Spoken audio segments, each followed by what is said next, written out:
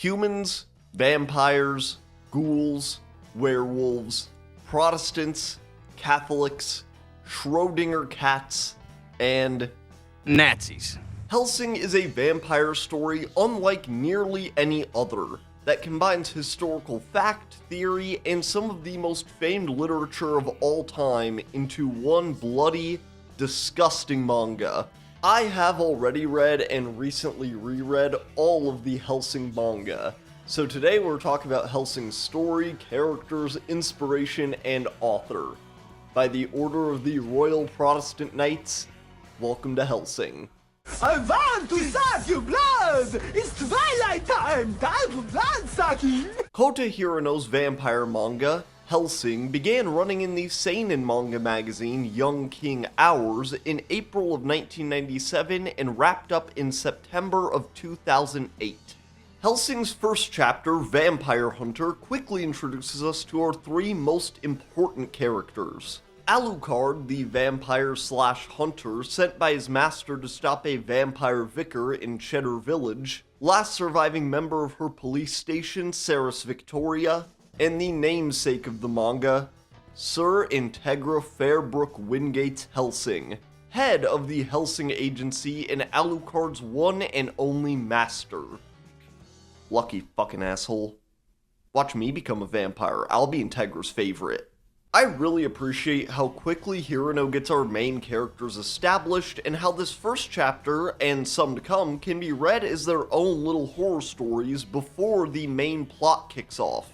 The second chapter establishes how Integra became the head of Hellsing at the betrayal of her uncle, and how it led to a reawakening and binding Alucard to her will as he was being kept in the Hellsing basement like one of those old-timey ellipticals your parents inherited from their parents. You know, just feed it some blood and it's working again.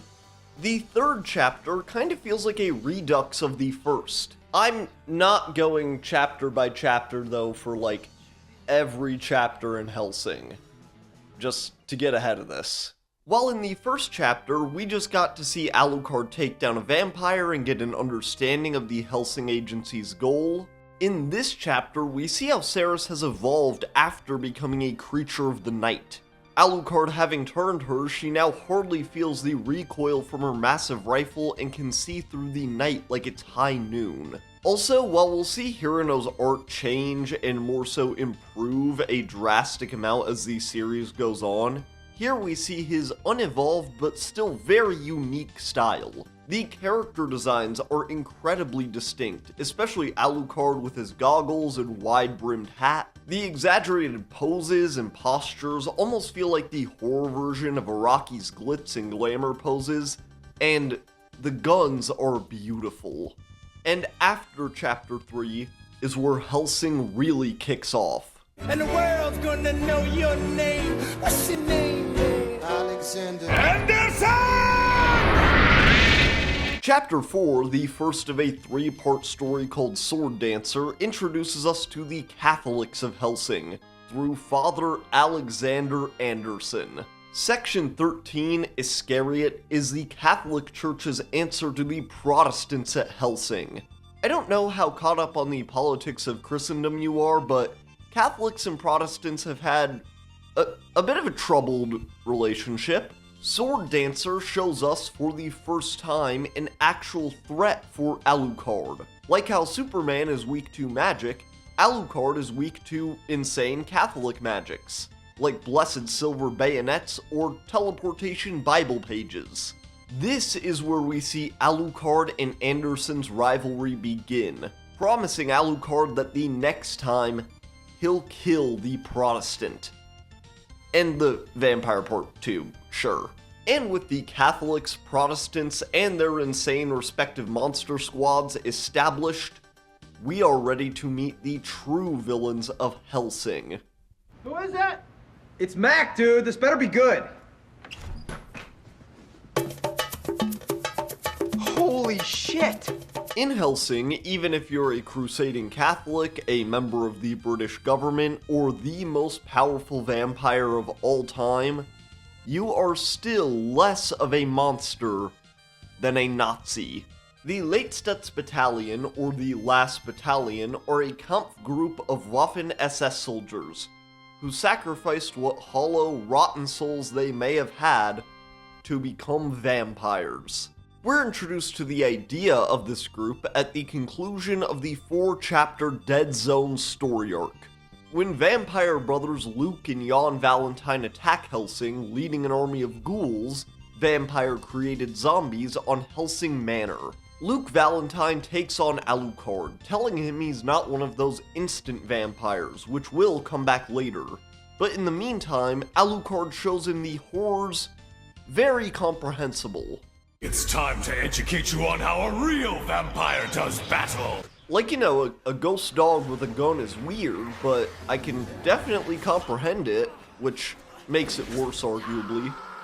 Jan leads his ghouls to the Round Table Council meeting inside Hellsing Manor, and is immediately lit the fuck up when he gets there. This is why you don't rush the bomb site alone, Jan. Just before Hellsing can put him down, Jan Valentine explodes into flame. But as his body chars, he gives the dumb shits at Hellsing a hint. The name of his commanders: Millennium. And the chapter concludes with our first, albeit shadowy, look at our true villains, ending with Einwehr Herr Kommandant Heil. I like that Hellsing takes advantage of how truly evil German just sounds. With a new, all-encompassing threat on the horizon, Hellsing attempts to at least glean information from the Vatican through Section 13.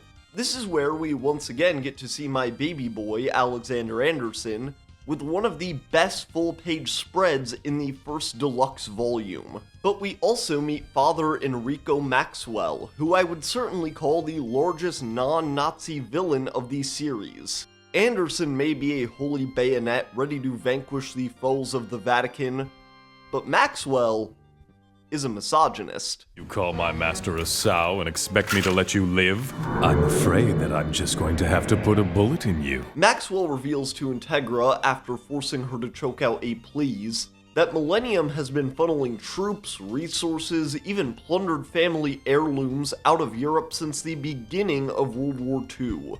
Hellsing takes place in the 90s, just for reference. No one told you life was gonna be this way. Maxwell knows about this since the Vatican apparently helped them considerably, and gives the location of their vampire-producing facilities to Hellsing, hoping that these sinners will destroy each other.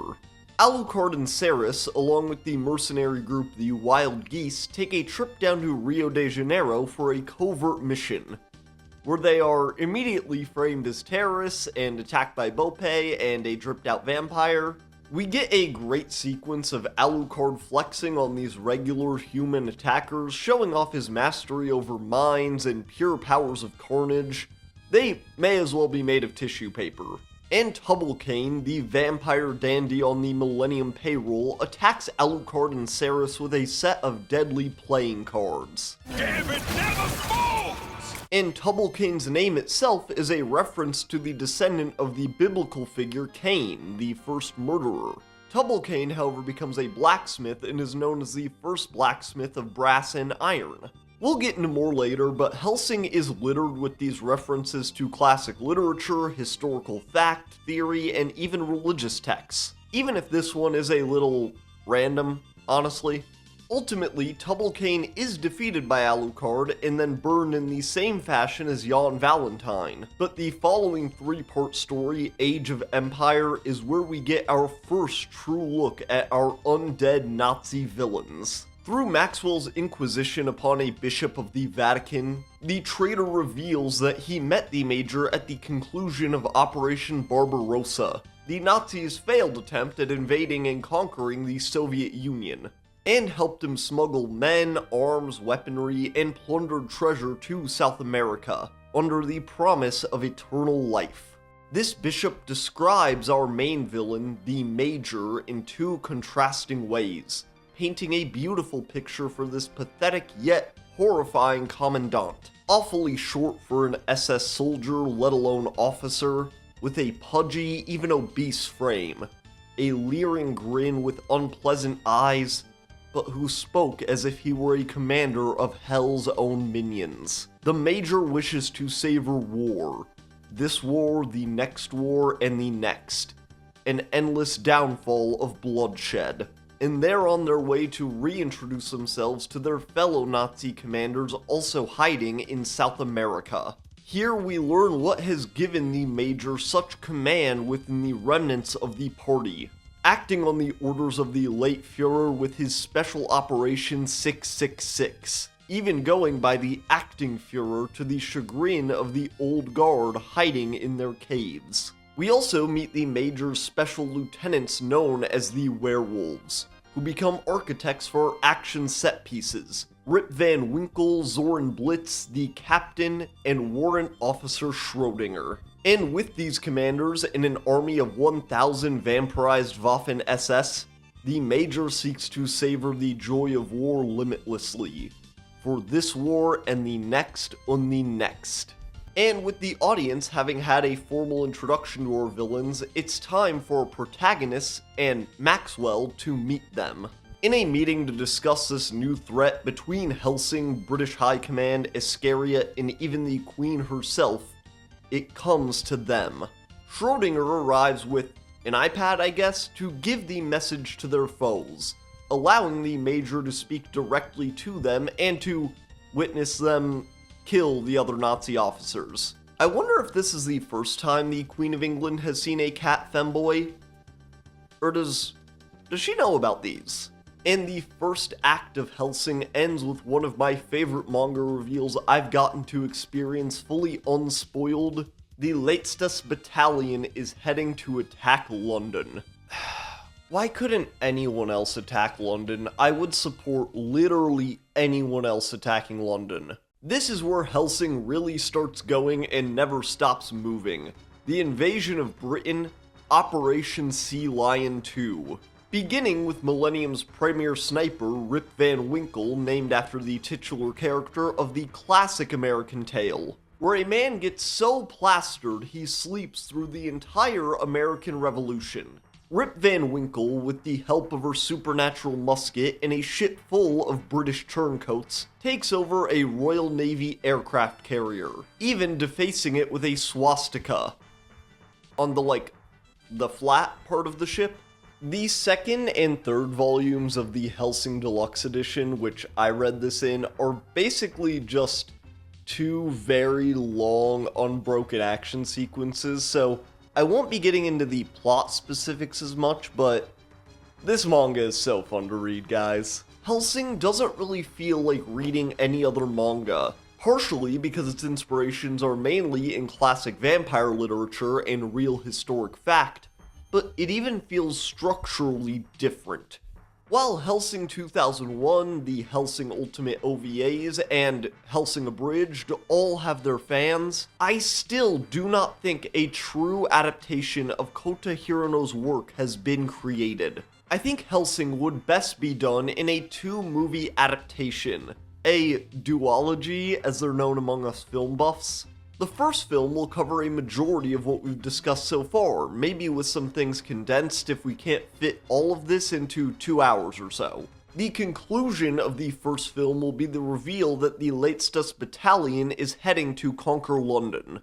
The second film will begin with the action sequence that begins the second volume of Hellsing Deluxe, Alucard against Rip Van Winkle. This is one of my favorite action sequences of the entire manga. Hellsing abides by nearly every rule of vampirism, including the little-known one that vampires cannot cross running water. So, Alucard having to get to an aircraft carrier at sea in order to whoop ass is an interesting problem for the series to solve. Alucard nosedives into the carrier with an experimental stratospheric jet, the EXP-14LE, having brought his coffin along to subvert the running water rule. Alucard, of course, defeats Rip Van Winkle with incredible art and very cool dialogue to accompany it, and that's how I'll be describing most of these fights from here on out. There really is no way for me to properly express to you how amazing these action sequences are to see and read. The OVAs couldn't even pull it off in my opinion, so I'm just not gonna try to, but I will give you pictures. Bit of a raw XD random thought, but what I think Hirano and Hellsing itself really understands about vampire media is how inherently horny it is. We see it earlier with Ceres drinking Integra's blood from her pricked finger, and here with Alucard feeding on Van Winkle. Like, this is basically porn. Chapter 34 ends with Alucard defeating and consuming Rip Van Winkle, including her fellow Nazis hitting her with a Rip Van Winkle, and finally seeing the lights of Europe after half a century of hiding.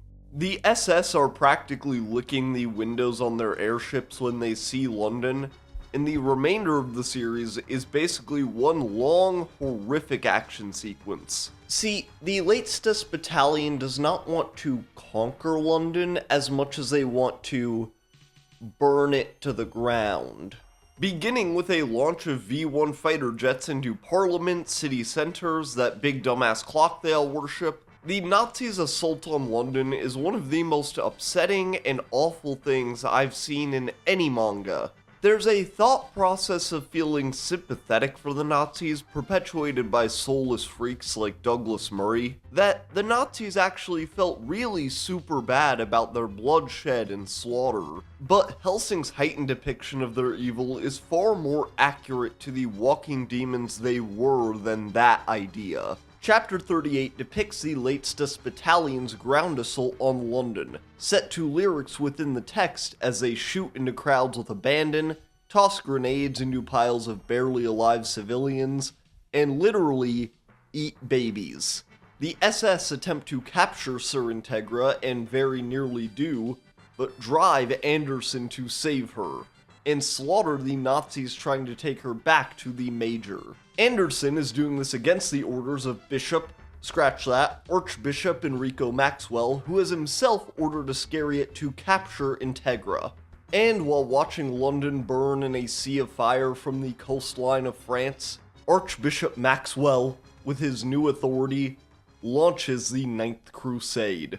Joining the bloodshed in London will be 340 members of the Corlin Brethren of the Sword, 118 members of the Order of Calatra la Nueva, 257 members of the Sacred Military Order of St. Stephen of Tuscany, and all 2,457 members of the Knights of Malta. See, now if I were some sort of old loser, this is where I would include that Monty Python clip of the Spanish Inquisition thing, but I'm not. I'm young and hip and vibrant. Riz and aura and so forth. While Integra is being escorted by the Catholics and Alucard is slowly drifting back to London on the ruined aircraft carrier, Ceres has her best action scene of the manga. Ceres, throughout the course of the series, has gone from a police girl to a fledgling vampire still afraid to drink blood, to now an insanely powerful markswoman with all the strengths of being a vampire as well. Zorn Blitz, the tattoo Two-Face of the werewolves, assaults Hellsing HQ, while Alucard is still adrift at sea and Integra is in proper London. In it, but Hellsing Manor is being defended by Ceres Victoria, those remaining at Hellsing, and the Wild Geese mercenary group. And Zorn's full name, Zorn Blitz, is a great little reference once again to the actual history of World War II. The Major orders Zorn to wait for him and his troops to arrive to actually engage Hellsing and their forces, but like her namesake, the Blitzkrieg, a term for Germany's overwhelming battle aggression in World War II, Zorn Blitz is unable to help herself and attacks. This is one of my favorite action sequences in the manga overall, and Zorn is an extremely intimidating villain, even introducing new powers to the series. This is also the best showing for the Wild Geese and their leader Pip Verndad, and is, above all, just an amazing action set piece for Ceres. Zorn and her airships launch an assault of V1s like the Major did on London itself, and they're all shot down by Ceres in her new personal anti-aircraft gun, the Harkonnen II. Zorn even attempts to directly crash into Ceres after their Zeppelin is rendered inoperable. And Ceres switches to incendiary rounds before they get a chance. Once grounded, it's time for Pip and his wild geese to show their talents. When going against an army of super strong, super fast, nearly unkillable, but very maimable targets, what do? Landmines. You do landmines. The Blitzkrieg force is severely hindered when they first encounter the landmines, and then, once stopped, face a full payload of manually detonated explosives. See, Pip would be a Penny Parker main. He understands that the only defense against a dive comp, our modern equivalent to the Blitzkrieg, is an overwhelming amount of landmines. This is only a brief delay in the SS and Zoran's assault on Hellsing Manor, however, as Blitz uses her illusion powers, seemingly having something to do with her half-tattooed body, to apparate a massive version of herself over Hellsing, even appearing to split the building in two. It would be really funny though if those tattoos had nothing to do with her powers and she just kinda wanted to look cool. That's actually my new headcanon now. Sarah sees with her vampiric third eye, shaking herself of the illusion, sniping Zoran, and getting Pip and the wild geese out of theirs. But it's too late. These soldiers and Zoran have reached Hellsing Manor, slaughtering wild geese, doing blind taste tests of blood types, and pinning heads to the walls. Zoran can even use her illusions to put people back in their memories. First with a Hellsing commander seeing his dead daughter, and with Ceres takes her back to the night where, as a child, she watched her parents be murdered by home invaders, before Zoran wakes her up, lopping off her arm and blinding her with her Soul Eater scythe. Pip Vernadad, in one of his last moments, shoots Zoran and saves Ceres. Ceres returning the favor by feasting on his blood and whooping the fuck out of Blitz. And Warrant Officer Schrodinger pops up in Zoran's mind to let her know that they're actually downsizing at Millennium and she's being let go, but luckily Ceres is already doing an MK11 Cabal fatality on her. So, Ceres flies back to London with massive manifested wings, finding the dawn approaching, and we rejoin the main source of carnage to the Major celebrating with glee. We rejoin the action in London just in time to see an angel? The Vatican, via Archbishop Maxwell, is arriving with massive air power, here to purge London of its heretics and freaks. I feel like Maxwell is a lot more excited to kill any Protestant than the vampire Nazis, which is concerning. And this is where we get the one story development that I really don't like that much. The Hellsing Butler, also known as the Angel of Death and the Trash Man of the Order of the Royal Protestant Knights, Walter C. Dornez, has turned to the Nazi-made vampirism. It is heavily implied that this may have been a decision Walter was forced to make. We see the beginning of his fight with the captain, but not the actual moment where he's turned. But this version of Walter just feels like an entirely different, worse character than the one we got to know. It doesn't feel like Hirano wants to commit to him having always been a traitor, or him being forced into vampirism. Now, back to the stuff I like. Archbishop Maxwell launching the Ninth Crusade on London forces Anderson to choose his side. And in a decision I really like, Anderson is vocally against this proliferation of bloodshed by Section 13. As Crusaders gun down civilians from their helicopters, Anderson states that Maxwell is no longer serving God, and only power. And just as Maxwell is basking in his wanton slaughter of the heretical English, Alucard drifts back to shore, narrated in recounting a section from Bram Stoker's original Dracula. Once, a vampire came to England to get a woman he personally desired. The vampire sailed aboard a schooner. The schooner dashed from wave to wave through the fog at unbelievable speed. The entire crew was killed. And so, the ghost ship, fully laden with corpses and caskets, made port in London. Her name is the Demeter. In Russian, the Dmitri. Alucard, having arrived back in London, kicks off the true finale of Hellsing. with 572 remaining Leitstes Battalion members, 2,875 members of the Ninth Crusade still fighting for the Vatican, and for Hellsing, the Order of Royal Protestant Knights, 3 remaining members. With his master's permission, Alucard seeks to destroy all foes, SS and Iscariot alike, activating Control Art Restriction System, Level 0.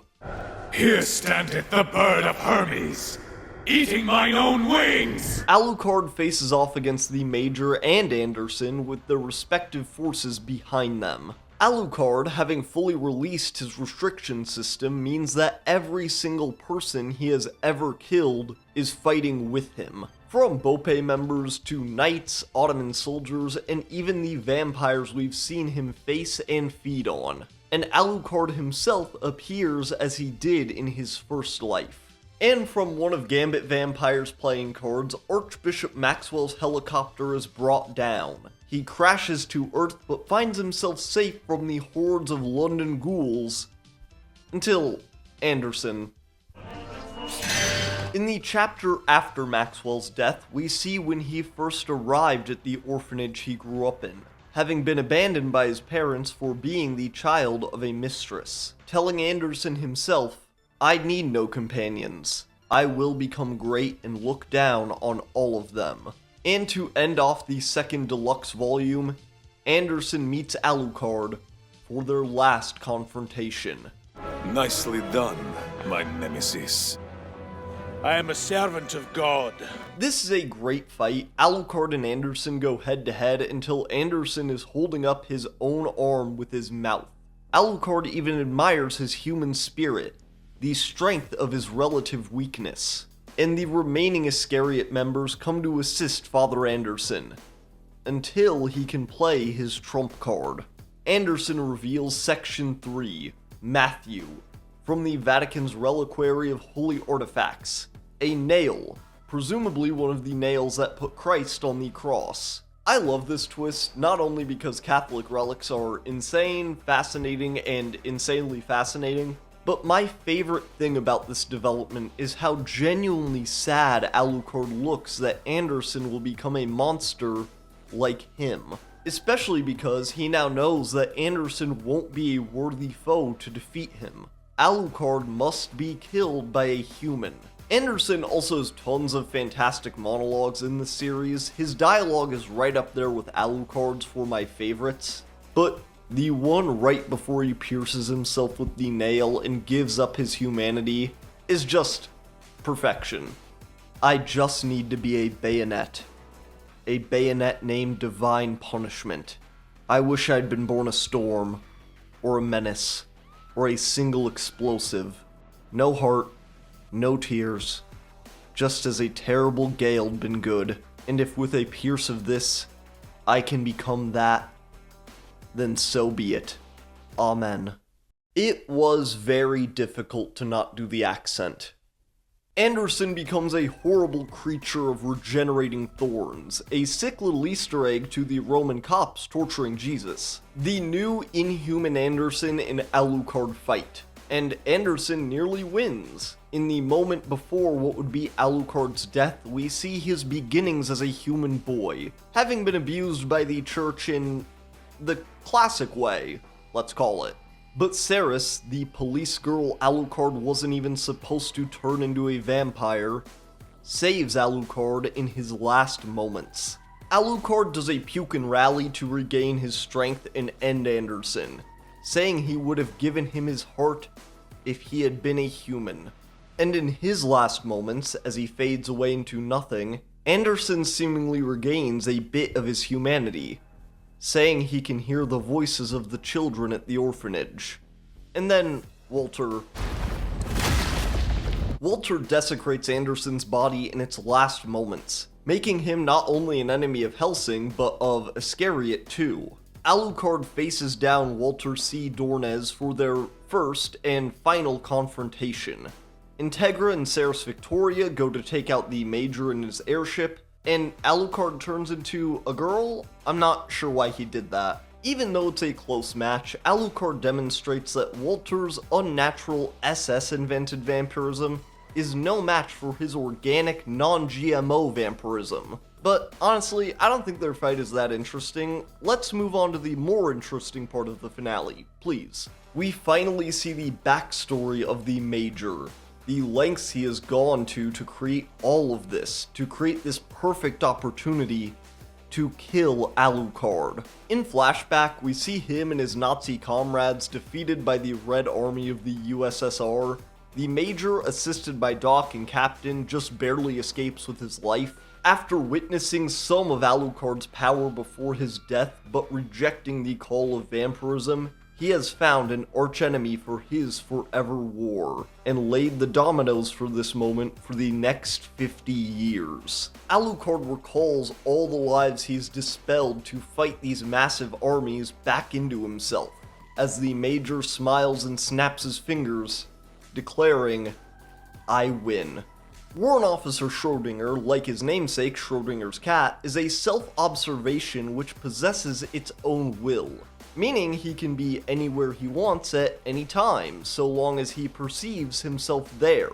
But what happens if Schrodinger no longer perceives of himself? Alucard recalling his lives creates rivers of blood flowing back to him, through the streets of London, and Schrodinger, slitting his throat with a Nazi dagger, dives into the river, distributing himself over Alucard's thousands of lives. And the Major happily declares that Alucard is now nothing more than a cluster of imaginary numbers.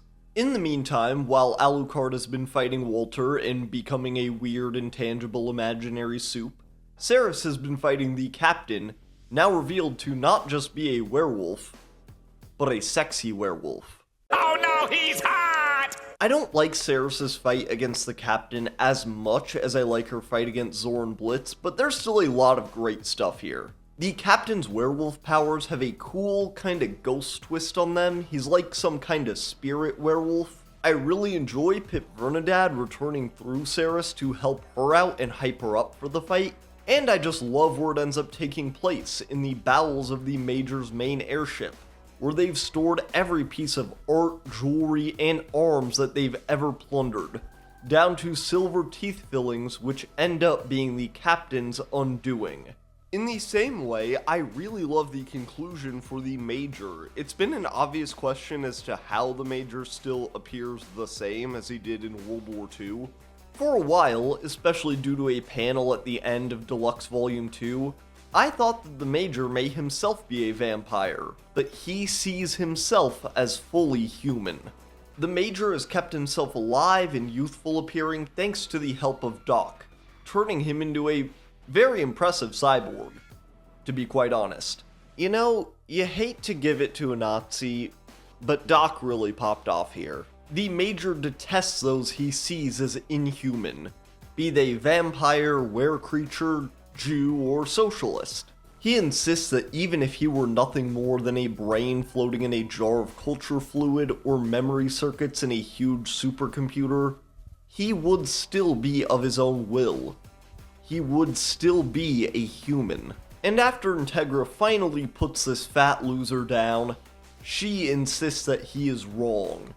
He is nothing more than a bona fide monster, one who couldn't even defeat Alucard, because he will be back.